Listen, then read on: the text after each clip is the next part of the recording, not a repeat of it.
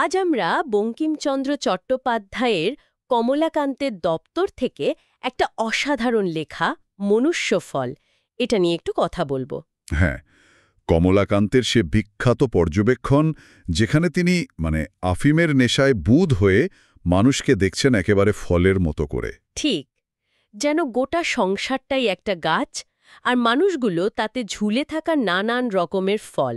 কি অদ্ভুত ভাবনা! অদ্ভুত তো বটেই, কিন্তু এর মধ্যে দেখুন কি গভীর ব্যঙ্গ আর সমাজ সচেতনতা লুকিয়ে আছে ১৯ শতকের বাঙালি সমাজ নিয়ে। হ্যাঁ, সেটাই। উনি বলছেন, মানুষের দশা তো ফলের মতোই, কেউ পাকে, কেউ বা ঝরে পড়ে যায় অকালে। কেউ পোকায় কাটা। একদম। কেউ আবার দেখুন দেবসেবায় লাগছে, ভালো কাজে লাগছে। আবার কিছু ফল মাটিতে পড়ে হয়তো নষ্টই হয়ে গেল, বৃথা গেল জীবনটা। ঠিক। কিছু ফল তেতো, কিছু বিষাক্ত, আবার ওই যে মাখাল ফল। হ্যাঁ হ্যাঁ, মাখাল ফলের মতো দেখতে দারুণ, কিন্তু ভেতরে কিচ্ছু নেই, সারশূন্য। তো এই যে ফলের সঙ্গে মানুষের তুলনা, এর মধ্যে দিয়েই তিনি সমাজের বিভিন্ন স্তরকে, বিভিন্ন চরিত্রকে ধরতে চেয়েছেন। তাহলে চলুন আজ আমরা কমলাকান্তের এই ফলভিত্তিক শ্রেণীবিভাগের ভেতরে একটু ঢুমারি, দেখি সমাজের কোন মানুষকে তিনি কোন ফলের সাথে মেলালেন, আর কেন মেলালেন। বেশ মজার কিন্তু খুব তীক্ষ্ণ পর্যবেক্ষণ এগুলো। অবশ্যই। আসুন শুরু করা যাক। প্রথমেই তিনি বলছেন দেশে তৎকালীন বড় মানুষ বা ধরুন ধনী শ্রেণীর কথা। এদের তিনি তুলনা করছেন কাঁঠালের সঙ্গে। হ্যাঁ, কাঁঠাল। আর এর মধ্যেও কিন্তু রকমভেদ দেখিয়েছেন। বলছেন সব কাঁঠাল এক নয়, কিছু আছে খাসা, খাজা কাঁঠাল, সেরা জাতের আর কি। সেরা জাতের। কিছুতে আবার বড্ড বেশি আঠা, সহজে ছাড়া যায় না এদের সঙ্গ, বা এদের থেকে কিছু পাওয়া কঠিন। এটে থাকে একদম। হ্যাঁ, আবার কিছু আছে নাকি ভুতুরি সার, একেবারে গরুর খাবার, হয়তো নামে ধনী কিন্তু কাজে বা গুণে তেমন কিছু নয়। আর কিছু বললেন না, এ চোরেই পেকে যায় বা পাকতেই পারে না। হ্যাঁ হ্যাঁ, ওই যে অল্প বয়সেই হয়তো সব পেয়ে বসেছে, বা কেউ হয়তো ধনী হয়েও ঠিক সেই পাকা ফলের মতো জায়গায় পৌঁছতে পারল না, চরিত্রের বা গুণের দিক থেকে অপরিপক্ক রয়ে গেল। কিন্তু এই কাঁঠাল ফলেই তো বিপদ, পাকার আগেই। ঠিক ধরেছেন, পাকার আগেই বিপদ। কমলাকান্ত বলছেন পৃথিবীর রাক্ষসীরা, শোষকেরা আর কি। শোষক শ্রেণী। হ্যাঁ, তারা ইচোর অবস্থাতেই পেড়ে থালে দিয়ে ডালনা রেঁধে খায়। সম্পদটা ঠিকমতো জমা বা ব্যবহার হওয়ার আগেই শোষণের শিকার হতে হয়। আর যদি বা পাকল, তাহলে তাহলে আরেক দল হাজির, শ্রীগাল বাহিনী, নানান ধান্দাবাজ লোক। যেমন ধরুন দেওয়ান, কারকুন, নায়েব, গোমস্তা, মুসাহেব, এমনকি আশীর্বাদক পর্যন্ত সবাই এসে ভাগ বসাতে চায়। বাপরে, চারদিক থেকে ছেকে ধরে। একদম। এখানেই শেষ নয়, কাঁঠাল যদি ঘরে আনা যায়, তখন আবার মাছিদের উপদ্রব। মাছি আরও সাহায্য প্রার্থীর দল। কেউ আসছে মেয়ের বিয়ের জন্য টাকা চাইতে, কেউ মায়ের শ্রাদ্ধের জন্য, কেউ বা বই ছাপাবে, খবরের কাগজ চালাবে। ও আচ্ছা আচ্ছা। কেউ হয়তো দূর সম্পর্কের আত্মীয়, কেউ টোলের ছাত্র, অজস্র কারণ দেখিয়ে সবাই সাহায্যের জন্য ভিড় করে, রস চায়। তাহলে তো এই কাঁঠালরূপী ধনীদের জীবনটা বেশ ঝামেলার। কমলাকান্ত এর কোনো সমাধান দিলেন? সমাধানটা বেশ মজার। উনি বলছেন কাঁঠাল ঘরে রেখে পচিয়ে দুর্গন্ধ করার চেয়ে সেটা দিয়ে ভালো করে ক্ষীর বানিয়ে ক্ষীর বানিয়ে কমলাকান্তের মতো সুব্রাহ্মণকে খাওয়ানোই নাকি ভালো। নিজের দিকেই টেনে নিলেন। তা তো বটেই, তবে এর আড়ালে একটা কথাও আছে। সম্ভবত উনি বলতে চাইছেন সম্পদ শুধু জমিয়ে না রেখে বা পরজীবীদের আকর্ষণ না করে সেটাকে ভালো কাজে লাগানো উচিত, সদ্ব্যবহার করা উচিত। একটা প্রচ্ছন্ন উপদেশও রয়েছে তাহলে। তা তো বটেই। আচ্ছা, কাঁঠালের পর কমলাকান্ত কাদের দিকে নজর দিলেন? এরপর এলেন সাহেবদের কথায়, সিভিল সার্ভিসে যারা কর্তা ছিলেন আর কি। ইংরেজ প্রশাসক। হ্যাঁ, এদের তিনি আমের সাথে তুলনা করেছেন। আম? সেটা কেন? বিদেশি ফল বলে? বিদেশি ফল, সেটা একটা কারণ। বলছেন সাগর পাড় থেকে এসছে এই ফল, দেখতে খুব সুন্দর, রাঙা, ঝাঁকা আলো করে রাখে। কিন্তু একটা কিন্তু আছে মনে হচ্ছে। অবশ্যই আছে।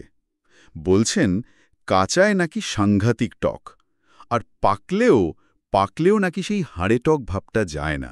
হাড়ে টক, দারুণ বলেছেন তো। হ্যাঁ, বাইরেটা হয়তো সুন্দর, আচরণ হয়তো পালিশ করা, কিন্তু ভেতরের ঔপনিবেশিক মেজাজটা, সেই রুক্ষতা বা কাঠিন্যটা, সেটা থেকেই যায়। আর এই আমের স্বাদ নিতে গেলে তো আবার অনেক নিয়ম কানুন। একদম। সোজাসুজি খাওয়া যাবে না, আগে সালাম জলে ভেজাতে হবে, মানে প্রচুর সম্মান আনুগত্য দেখাতে হবে। তারপর সম্ভব হলে মেশাতে হবে খোসামত বরফ, মানে চাটুকারিতা দিয়ে সেটাকে ঠান্ডা করতে হবে। বাবা, সালাম জল আর খোসামত বরফ, অসাধারণ ব্যঙ্গ। খুবই তীক্ষ্ণ। তারপর খুব সাবধানে ছুরি চালাতে হবে, মানে আসল কথাটা বা প্রয়োজনটা খুব সন্তর্পণে পেশ করতে হবে।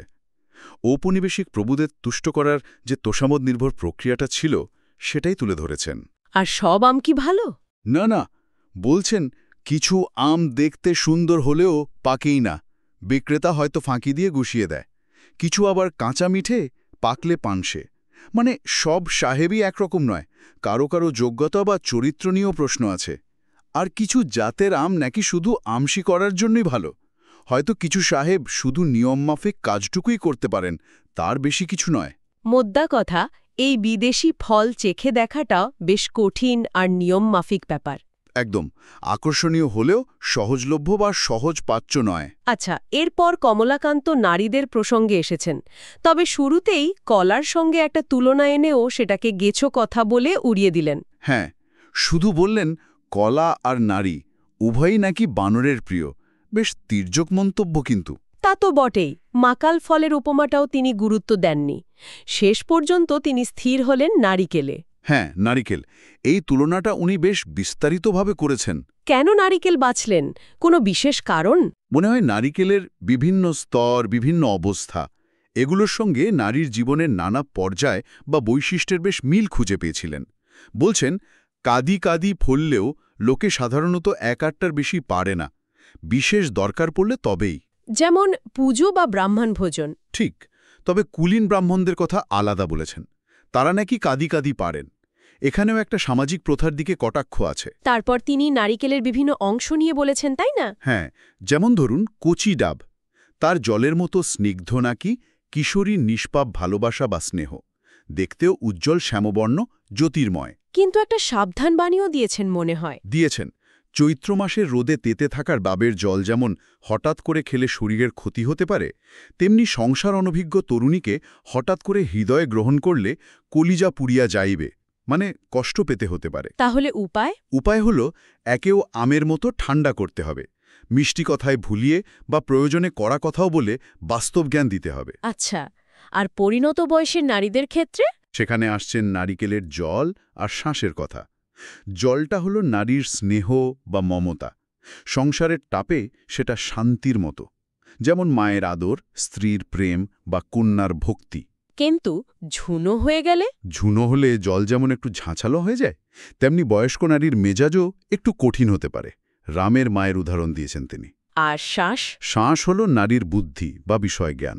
কচি অবস্থায় কম, ডাব অবস্থায় মিষ্টি আর নরম।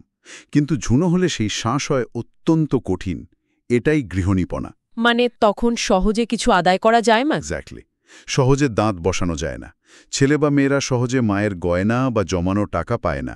স্বামীকেও স্ত্রী সহজে পুঁজি ছাড়েন না, আর দিলেও সেটা ফেরত না দেওয়া পর্যন্ত শান্তি নেই, যেন অজীর্ণ রোগে ধরেছে। হা হা, বেশ বলেছেন। এরপর মালা? মালা মানে নারিকেলের অর্ধেক খোলা। সেটা হলো নারীর বিদ্যা। বলছেন প্রায়শই সেটা আধখানা, মানে হয়তো সম্পূর্ণ নয়। ১৯ শতকের প্রেক্ষিতে নারী শিক্ষার যে অবস্থা ছিল তারই প্রতিফলন হয়তো। খুব কাজের না হলেও একেবারে ফেলনাও নয়। ২ মালার মাপে বলছেন, মানে অসাধারণ হলেও হয়তো পুরুষদের তুলনায় সেটাকে তখনও পূর্ণাঙ্গ মনে করা হচ্ছে না। এটা তৎকালীন সমাজেরই দৃষ্টিভঙ্গি। আর বাকি রইল ছোবরা? ছোবরা হলো নারীর রূপ, বাইরের অংশ, অসার। কিন্তু এই অসার ছোবরা দিয়েই যেমন শক্ত কাঁচি বা দড়ি তৈরি হয়, যা দিয়ে জাহাজ পর্যন্ত বেঁধে রাখা যায়, তেমনি নারীর রূপের যে কাঁচি, সেই বাঁধনে অনেক পুরুষরূপী জাহাজ বা তাদের মনোবাসনা আটকে পড়ে। কমলাকান্ত তো এই রূপের রজ্জুতে আত্মহত্যার কথাও বলেছেন। সর্বনাশ! সব মিলিয়ে নারিকেলের এই উপমাটা খুব জটিল। নারীকে একই সঙ্গে স্নিগ্ধ, মমতাময়, আবার কঠিন, বিষয়বুদ্ধিসম্পন্ন এবং রূপের জোরে শক্তিশালী হিসাবেও দেখছেন। কিন্তু শেষে গিয়ে উনি কি বললেন? শেষে একটা আক্ষেপের সুর বললেন, নারিকেল পাড়তে তো গাছে উঠতে হয়, নিজের পায়ে দড়ি বেঁধে বা ডোম ডেকে। সেটা তিনি পারেননি। আর পারলেও পরের মেয়ে ঘাড়ে করার ভয়ে, মানে দায়িত্ব নেওয়ার ভয়ে, তিনি এই ফল বিশ্বেশ্বরকে অর্থাৎ শিবকে উৎসর্গ করছেন। বেশ একটা দায়িত্ব এড়ানোর ভঙ্গিও আছে তাহলে। একটু যেন আছে, হয়তো একটু আত্মরক্ষা করছেন। আচ্ছা, নারিকেলের পর কমলাকান্তের দৃষ্টি গেল কাদের দিকে? সমসাময়িক দেশ হিতৈষীদের দিকে, যারা সবে সবে গজিয়ে উঠছেন তখন। ও, দেশের ভালো করতে চান যারা। এদের কিসের সাথে তুলনা করলেন? শিমুল ফুল। শিমুল ফুল? কেন? কারণ শিমুল ফুল দেখতে খুব সুন্দর, বড়, টকটকে লাল, দূর থেকে দারুণ লাগে, কিন্তু কিন্তু গন্ধ নেই। একদম গন্ধ নেই, কোমলতাও নেই। কমলাকান্ত বলছেন, ন্যাড়া গাছে ওই টকটকে রঙের বাহার তার তেমন ভালো লাগে না। একটু পাট্টা তাতা থাকলে বরং দেখতে ভালো হতো। আর ফলটার কি অবস্থা? ফল যখন ধরে তখন মনে হয় বেশ কাজের কিছু একটা হবে হয়তো, কিন্তু শেষ পর্যন্ত কি হয়? চৈত্র মাসে রোদে ওই ফল ফেটে যায়, আর তুলো ওড়ে। হ্যাঁ, খানিকটা অকেজো তুলো বেরিয়ে সারা দেশে হাওয়ায় উড়ে বেড়ায়। মানে আদতে কোনো সারবস্তু নেই। ঠিক তেমনি এই দেশ হিতৈষীরাও। বাইরে অনেক আড়ম্বর, অনেক বড় বড় কথা, কাজের বেলায় কাজের বেলায় লবডাঙ্কা।